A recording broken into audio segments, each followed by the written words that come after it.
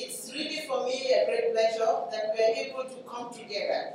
Nobody in this room has all the answers, but we believe by coming together, we can think together, and we can really make a difference in what is required. So I would really like us to reflect together on what is the problem in Africa today. It's over 60 years since we started what they call Western education. And in 60 years today, we are looking for outside help. And in most cases, even where help comes, it does not respond to the needs. It does not seem to really make a difference. Over 60 years ago, we have been classified as developing or underdeveloped. 60 years hence, we are still referred to as developing or underdeveloped. Something must be seriously wrong. We are all given an opportunity to be educated, but very few really get access. Very few really continue. It's understandable. Very few of us are able to get to the limits of where we want to go. There must be something wrong. But let us start with something very simple. What we have already, there were questions. The first question was about, do we really want extension, or do we want to deepen what we've already have to better appreciate how we can improve and therefore get the results we need? There was a similar question, the second one from Guinea-Bissau, that seemed to say, well, we don't even have the complete cycle. Should we not rather focus on getting a complete cycle to ensure that our children will have the 6 years primary education? Let me start with those two.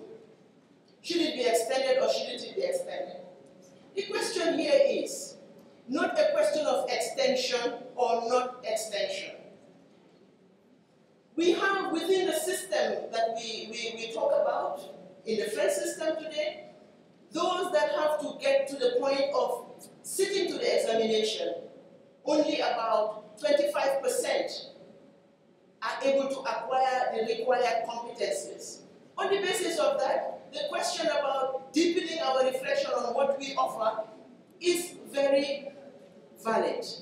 However, I have to add on to that the fact that it costs so much to the state to have that examination.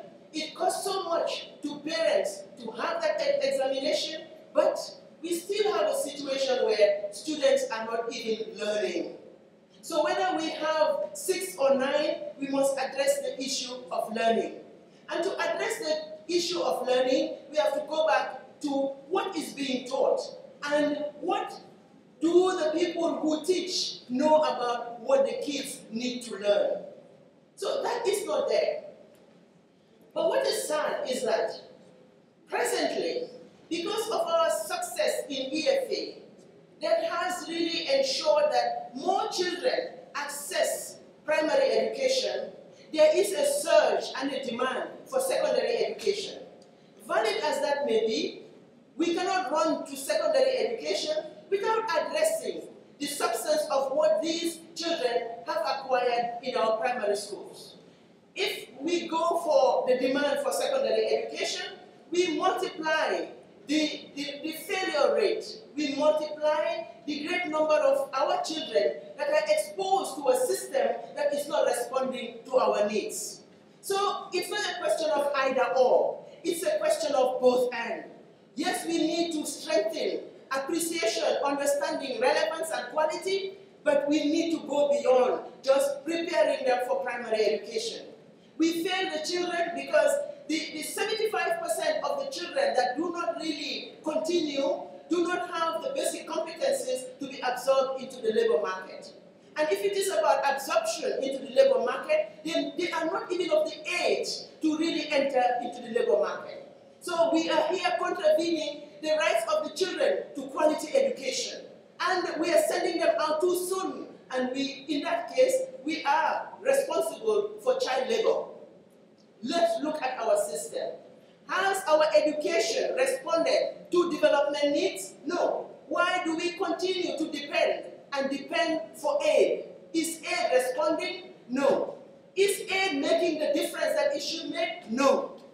What is the percentage of aid? It's a very small percent. Of about 10%, we are all kind of driven away from focusing on what the needs are to what we can get. So BEAP is an attempt to say, those of us, and I agree with Mr. Diouf from Senegal, what are our different needs? Where are we at? And what do we need?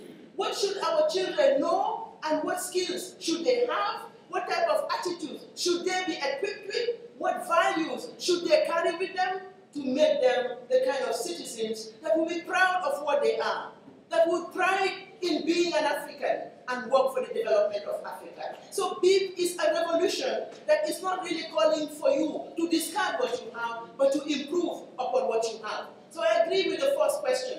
Do we really have to extend, or do we really have to deepen the quality of what we offer? I said yes, and I say yes plus. Yes plus because if we stay where we are, we still only give 6 years of education.